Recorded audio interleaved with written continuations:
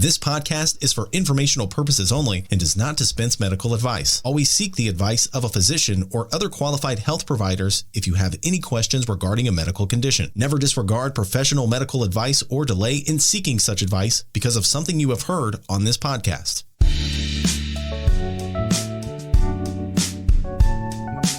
Welcome to a show that we like to call Prostate Cancer Real Talk. Did you know that in the U.S., 1 out of every 8 men will be diagnosed with prostate cancer during his lifetime? 1 out of 8. And black men are 50% more likely to develop prostate cancer in their lifetime and twice as likely to die from the disease. But hey, we're not here to quote statistics and tell you how tough prostate cancer can be. Rather, we are here to create a supportive community of survivors. A place where we can discuss the real-life coping methods from the perspective of a married couple who are living through it day by day. Our hosts, Elle and Shay. This is Prostate Cancer Real Talk. In this episode, we welcome Dr. Christine Jovanovic, PhD, Master of Public Health, and Research Assistant Professor at the University of Illinois Cancer Research Center in Chicago. Dr. Jovanovic is an experienced public health professional with a remarkable history of project management, publishing, teaching, and lecturing on the topic of whole food plant-based diets. As faculty at the Institute for Minority Health Research, Dr. Jovanovic is focused on reducing health inequity in prostate cancer with its disproportionate impacts on Black men. Her goal is to develop and test behavioral approaches such as eating a whole food plant-based diet that empower communities to engage in their own treatment while supporting overall health. Let's get smarter about whole food plant-based diets. Ellen Shay, take it away. Thank you very much, Dennis, for that wonderful introduction. And welcome to Dr. Christine and welcome to Shay, my lovely co-host. Hi, Shay. Hi, Elle. How are you? Really, really well. And welcome, Dr. Christine. We're so excited for you to be with us today. Hey, guys. Thank you so much for that wonderful introduction and for having me today. I'm really excited to be here. So I will tell you, Dr. Christine, this is one of Shay's favorite topics since we started Prostate Cancer Real Talk. She's always talking about diet and plant-based diets and whatnot. She happens to be, and I don't know the technical name for it, I'll just call it a vegetarian. She doesn't eat any meats at all. She does eat seafood. And so, therefore, I get hit by friendly, no meat fire. I don't get a lot of meat in my diet as well. So we're really anxious to talk to you about it. So we've had that great introduction by Dennis, but we'd like to hear from you. Why don't you give us a quick update on your background from your perspective and give us an overview of what we're going to be talking about today? Yeah, absolutely. So again, I'm just really grateful for the opportunity to talk about this topic. Shay, I'm obviously also quite passionate about the role of diet in prostate cancer and in health generally. And you know, the way I got here was certainly a little circuitous. I started out being very concerned about what my kids were eating, as many parents are, and not happy with what was going on in the cafeterias back in Austin, Texas. And not being a quiet person, I said something about it, and I kept saying something about it until I found myself in this position of having the education and the opportunity to do some science, which, you know, is very, very exciting. And what led me to really ask this question, be interested in this question, is a framework that looks at this disease in the context of the person, right? So, you know, I think it's easy to get caught up sometimes in the molecular science, and you know, it's important not to forget that there's a human being that is experiencing this, and you know, what can they do in terms of collaborating with their healthcare providers? What might be empowering? What might be helpful in a way that has minimal side effects. And that leads me to ask the question about whether a whole food plant-based diet might be a really important adjunct therapy in the prevention and treatment of prostate cancer. Is this a study or is it a clinical trial, or how would you characterize the work that you're engaged in right now? So this is, I would characterize it as a research project. Clinical trial would be the next step. So we are developing this intervention, testing it in the community. We'll have a small population that we're working with, so around 24 Black men aged 45 or older and a partner of their choosing that will be enrolled in the study. We're enrolling right now, so that's a little bit of an advertisement right there. Mm-hmm. So we're going to be asking a lot of questions about how folks feel about a whole food plant-based diet, whether there are barriers that might be, getting in the way for them to eat this way, or there might actually be facilitators available to them.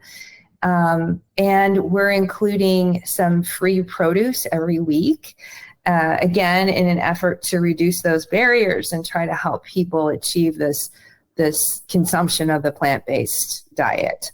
Wow. Can Shay and I volunteer? We love to have you guys. It sounds like a really great program. So there's 24 Black men. And let's talk about the fact that you're focused on Black men. Why? Well, your intro did a really good job of highlighting some of the reasons why this project is important. The disparities in prostate cancer incidence, the more negative outcomes when a Black man is diagnosed with prostate cancer are really stark. I mean, they're large, and we need to better understand why that's happening and then respond in a way that is actually effective. So, we do know a few things that are helpful in directing which questions we're asking. So, for instance, we know that if Black men are able to, once they have a diagnosis of prostate cancer, if they're able to access quality health care, we have outcomes that are less disparate compared to other ethnicities. But we still have some, even if we back that variable out, right, that access to healthcare variable, there's still disparities. We have some other clues in terms of ongoing genetic studies that seem to indicate that there are genetic differences in the tumors that we find in, for instance, white men versus Black men. There's some indications that in Black men, prostate cancer tumors tend to be more sensitive to inflammation. So it's more that the cells are proliferating too much, as opposed to in white men, we see a problem with that healthy cell death. All cells have to go through this process of life and death in the right balance for us to be healthy. And so the thing that's going a little haywire, it might be a little different between Black men and white men. And that's a really important thing to understand, to know, to act on, although we still need more evidence to be sure of what we're seeing. So there's a control group, as you mentioned, there's 24 Black men and their partners, people that they're going to be dining with. All right. So how do you select the control group, and where are these people located? Well, that's a really great question, and it highlights an important detail, which is this: because it's not a clinical study, we don't have a control group. So what we're looking at and what we're looking for is whether the intervention results in our participants eating more fruits and vegetables, less meat, more fiber. So we'll be we'll be analyzing before and after, so more of like a pre-post study design, and then we'll be adapting depending on what we find. So does it work? Does it not work? Do we need to tweak it? And to answer the other part of your question, we are partnering with OSF, which is the Order of St. Francis Clinics. They have several clinics on the south side of Chicago. They have one in Auburn Gresham. They have one in Evergreen Park. And those are both on 95th Street. And then kind of in the middle, we have the UIC Neighborhood Health Center. So the way that we have structured this is we're working with two clinics, one in Auburn Gresham, one in Evergreen Park, and we're going to be focusing our recruitment at those two clinics. And then we have a focus group before to have this conversation and a focus group afterwards to now ask, how did everything go? And in between, we have 6 cooking and nutrition education classes all held at that location. Okay, so I have a question, Dr. Christine. So Al, as you know, was diagnosed with prostate cancer, and he's had the surgery already. So for the 24 men that you are looking for, will they be someone that's already had the surgery or had radiation, or are they newly diagnosed prostate cancer patients? So we are not actually requiring anybody to have a diagnosis of prostate cancer to participate. Okay. We are asking for Black men who are age 45 years old or older. And the reason we're doing it that way is because what we're really focused on is tailoring at this point. So we really want to get feedback. We want to know if, for instance, the recipes that we're posting are delicious. Like, do you like them? Is the way that we're presenting the information, does it resonate with our participants? We want to know, do the produce deliveries help? And then once we have that information and we can say, hey, we've got an intervention here, we know that this works in our target population of Black men age 45 years old or older, then we're going to go and recruit folks that have localized prostate cancer.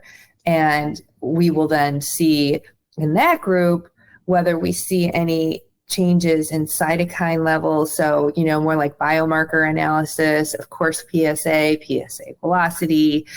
And we'll continue to query whether or not people like it.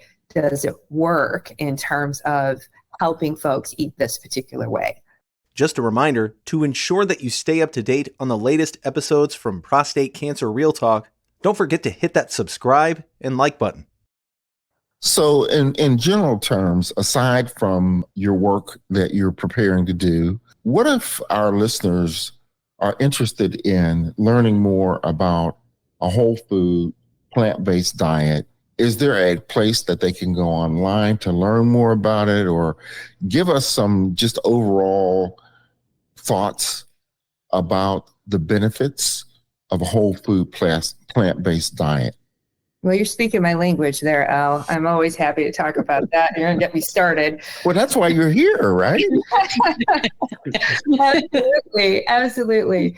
So there's a ton of evidence that eating less meat, more fruits and vegetables, and changing the balance there. Like, you don't necessarily have to go full vegan and never shall a piece of cheese pass your lips. Like, this is not what we're suggesting or advocating for. Because we have a really solid evidence base that tells us that the more fruits and vegetables a person eats and the less meat and processed meat and high sodium dairy a person eats, the more general good health they might be able to enjoy, right? So again, to kind of circle back to this idea of like a whole person and a whole community living their life, right?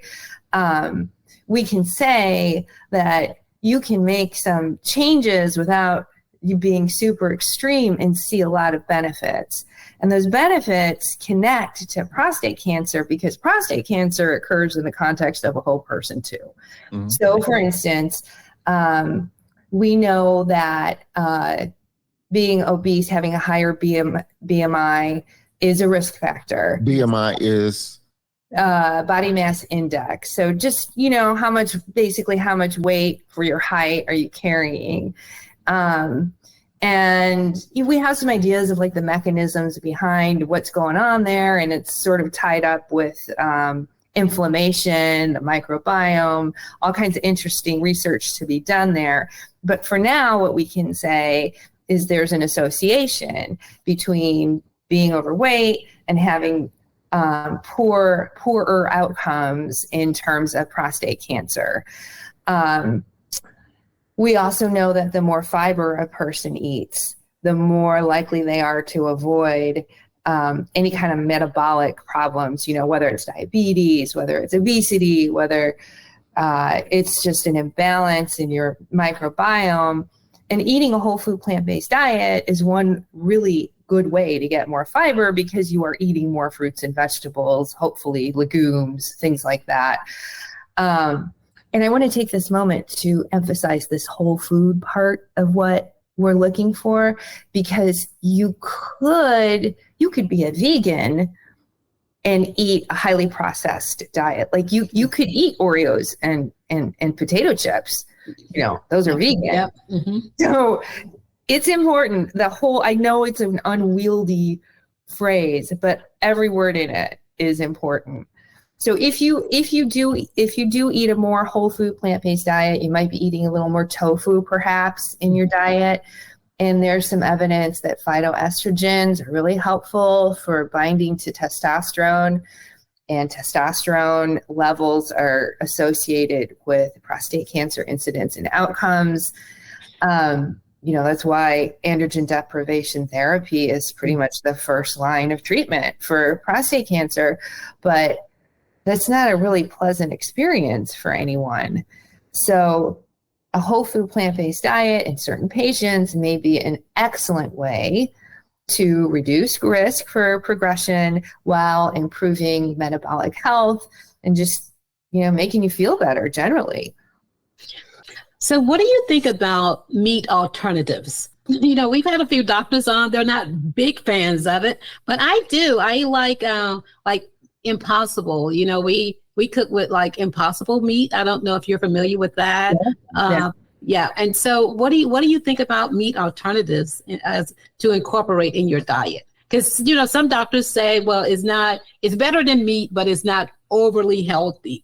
I would probably agree with that assessment. I think that it is better than having, a steak with some bacon on it. But it is also pretty highly processed. Yeah. So that's something, to be a little cautious about, I would say. And, you might be a little better off trying to find recipes and dishes that are a little less processed. So, something with maybe some greens and black-eyed peas is one of my favorite combos. I love that too. I love a good curry that, maybe has a little coconut milk and some vegetables and some garlic and ginger. And there's this bowl kind of thing that's out there where like you can almost sort of raid your refrigerator for some leftovers and put together something with like a nice dressing and some vegetables and some grains and some beans, and you got yourself a nice meal. So I would say the Impossible Burger and those meat products definitely are not like a total no-no. Mm-hmm. I would just shift the emphasis to maybe using them once in a while rather than making them the centerpiece of your menu. Okay. I have to change up a little bit then. Yeah, because that's one of my favorite things is those burgers, or like if we're having like tacos or something like that, I'll make it with that Impossible ground meat, or something like that. So we'll have to do that a little less frequently. Yep. Dr. Christine, we have been wanting to have an expert in diet and nutrition on for some time. And when we were able to connect with you, it was such an exciting connection. But even more exciting, and to our surprise, is the fact that not only are you focused on this plant-based diet and nutrition category, but you're specifically focusing in on prostate cancer, and you're specifically focused in on Black men and prostate cancer. So how on earth did you come to focus on such a highly refined category? That is a great question.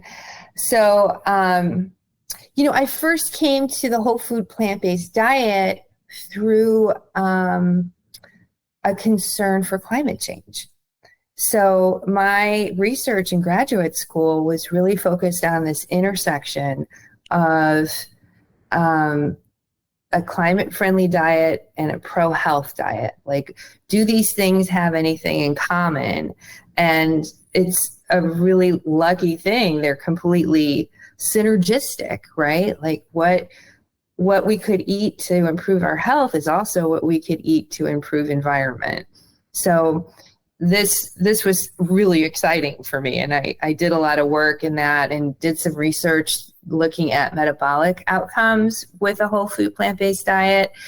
And at the same time, I was really learning more and more about health equity. So these were, at the time, they were a little bit separate from one another. Learning, about the impact of a person's zip code versus their genetic code. We've all heard that one, right? Social determinants of health. And as I began reading more about some of the diseases that were really disproportionately affecting certain populations and trying to understand why that was and what could be done, that inquiry is what led me to this particular study, because the disparity is very clear. The question has not been answered, but we have some clues. And when I started to understand some of the genetic research going on and tied it into what I had learned about the connection between a whole food plant-based diet and inflammatory mechanisms in the body, it was like a light bulb went off. And I immediately started writing grant applications. And here we are. That's how that happened. So what you say, because I'm curious, how did you land on prostate cancer? Because as we know, a whole food plant-based diet could be beneficial in fighting off many things, diabetes, obesity. So how did you land specifically on prostate cancer? Like, let me see how this is going to work with prostate cancer. The real motivating factor there was the size of the disparity, number one. Okay. Like, there was a real need. But also this mechanistic pathway that, we're still learning about, but we have a bunch of clues at this point, was probably the most well explained among some of these options that we're talking about. So for instance, another option where this kind of research might be really relevant would be non-alcoholic fatty liver disease. Mm-hmm. And this affects Hispanic men disproportionately. And we know that there's a metabolic connection, and that may be something that I learn about further on in my career. But when I had to really focus and choose one outcome that seemed to be the most amenable to being affected by a person's diet, this aspect of prostate cancer of active surveillance, where it's a disease where for a lot of people, the goal is to outlive it as opposed to eradicate it. This was something that also lends itself to a dietary approach, because changing one's diet and then having those follow-on impacts is not something that happens overnight, right? So if you've got a really, really acute situation, and certainly even with prostate cancer, if it's not localized, this is not going to be your first line of defense. This may be something that is an adjunct, but you've got other things that you want to focus on in terms of treatment.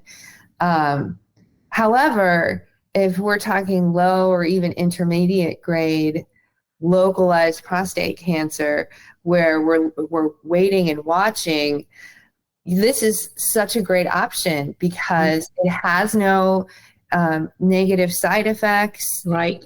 and it bolsters your overall health. So, we want to understand a little bit better how it works, and can we develop an intervention that's tailored to Black families, basically Black community, and test it. So that's how I landed here. What are the victorious outcomes? How will you determine the level of success? So, are you going to do a blood draw? Is it the honor system, which doesn't usually work? How will you determine if people, have followed the diet and if it's been effective? Well, that is a really excellent, right on the nose kind of question there, Al. And so now we're in the world of nutritional epidemiology. Like, how do we track what people eat, and how do we filter out, all these biases that just come with the territory? So we're addressing it in several different ways.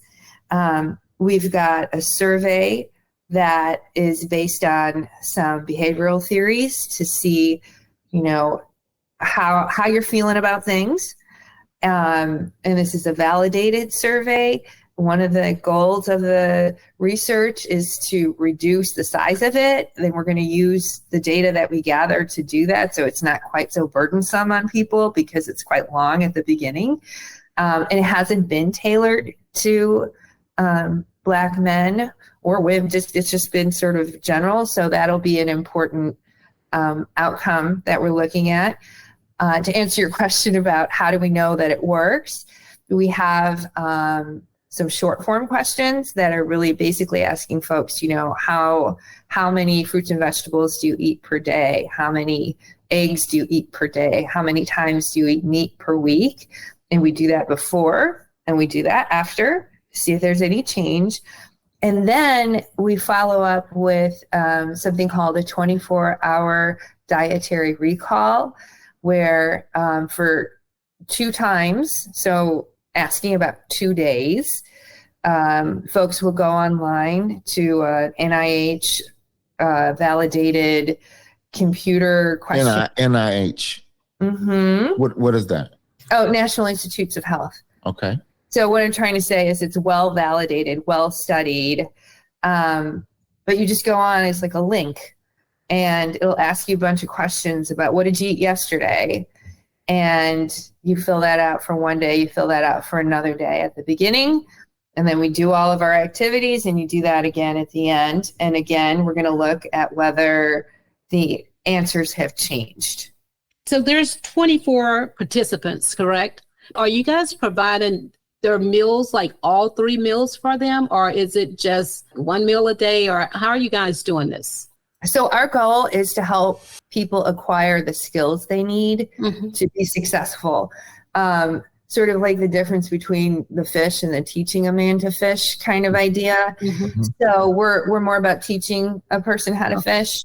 And so we've partnered with Urban Canopies, which is a local urban farm here in Chicago.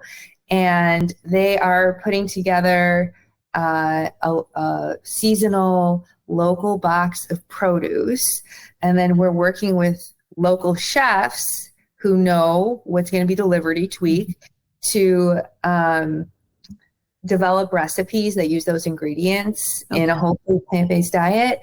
And then, so we're not going to be giving people the whole like meal. Mm-hmm. We're going to give people the ingredients and the skills. And that's when the cooking classes come into play. Correct. Okay, got it. Awesome. That's right. And there'll be some education in there, so some of the stuff that we talked about, like why a whole food plant-based diet? What does that mean? What is the connection between this and prostate cancer? Mm-hmm. What are the downsides? What are the upsides? What are the challenges? How can we help, overcome those challenges? Now, this other point, we talked a lot about cooking, and a lot of this has to do with eating at home. One of the challenges that we face, all of us, is, oh my gosh, when we go out and we pick up the menu at this great restaurant and we see all this good stuff, but also the fast food convenience. One of the things that Shay and I have noticed is that it's really kind of inexpensive to eat cheap. Eat bad. To eat bad and cheap. Okay, there's always a 2-for-1 $5 thing. Okay, that you can go ahead and get 4 sandwiches for $10 and fries and whatnot. But if you want to eat healthy, it's a little bit more challenging to find it, number one, and then sometimes it costs a little bit more. What are your thoughts about that? Well, Al, I think what you're saying is absolutely one of the biggest barriers for folks. Mm-hmm. I think, first I want to say that there are ways to find your way through some of this.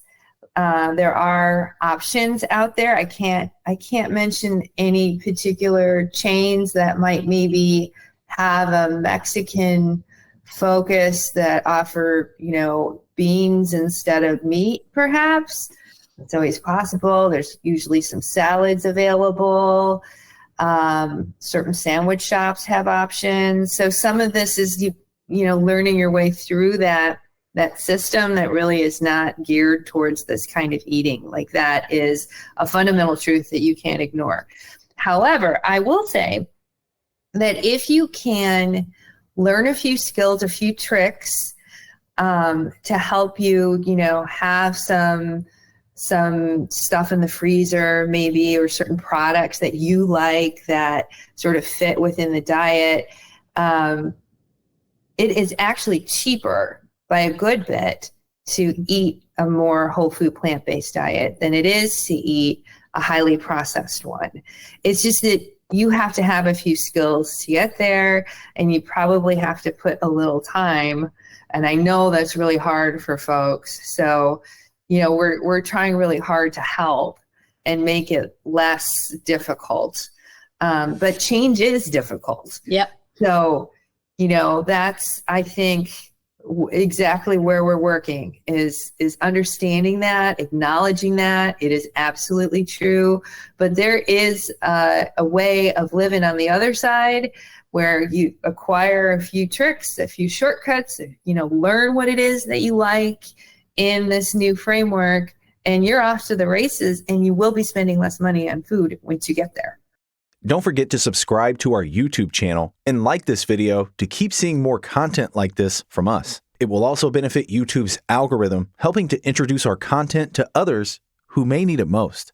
So we're going to devote a specific page to the topic of whole food, plant-based diet. I know Shay's going to like that because my nickname for her is the food police. He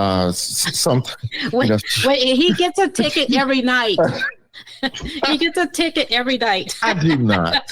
Okay. So yes, you do, honey. Yes, you do, honey. She is the food police. So we know that I'm eating healthy, and I've actually learned how to stop fighting it. So as we conclude, Dr. Christine, this has been fun, actually. Give us 3 thoughts on whole food, plant-based diet that our listeners can carry with them throughout this week and going forward, particularly as it pertains to the subject of prostate cancer. Give us your 3 takeaway points you'd like to leave. All right. First is prostate cancer diagnosis is a life-changing event. Any cancer diagnosis is a life-changing event. It is. And while it can be very traumatic and stressful and a negative experience, there's also opportunity. this is one of those windows where you have the motivation to take a fresh look at how you're living and what you can do to be better, to be a better, caretaker of yourself, to be a better citizen. And I think that taking something that is inherently difficult, like a prostate cancer diagnosis, and leveraging that into something positive, like eating a whole food plant-based diet, is a beautiful thing. It is finding victory in a challenge. So yes. I would say that's probably the most important thing I want to emphasize. The number 2 would be to be kind to yourself in this process. So, depending on your circumstances, some folks have a lot of support, some folks don't. Mm-hmm. Some folks have time, some folks don't. Some folks have money, some folks don't. Everybody's living their life the best way that they can, and we all need to extend some grace as we navigate what can be a difficult thing. It is a difficult thing, really, for everyone. So I would encourage everyone to be just kind to themselves. You do the best that you can, and little steps are important and they matter. And the third thing I want to say is to try to have some fun. Yes. Just enjoy it. Food is a beautiful thing. It's connecting people. It's an expression of culture. It echoes down through generations, like the beans and the greens, like that's like Africa to South Carolina to Chicago. That's beautiful in its way. Mm-hmm. And it should be enjoyed. Mm-hmm. So, keep that joy in your life. This shouldn't be a punishment. It's not a punishment. It's an opportunity. Awesome. Those are my 3 messages. Okay. Awesome. Well, Dr. Christine, we're really, really excited about having you on today. We had a lot of fun, and we learned a lot. Yes, we did. And we're going to have, again, this information available on our website. So thanks again for joining us today, and we'll look forward to working with you going forward in the future. Absolutely. Thank you very, very much. I enjoyed this conversation as well. I'm so pleased to meet you, and I appreciate the opportunity to talk about this very near and dear to my heart topic. So thank you. Thank you, Dr. Christine, for being on the podcast. Thank you.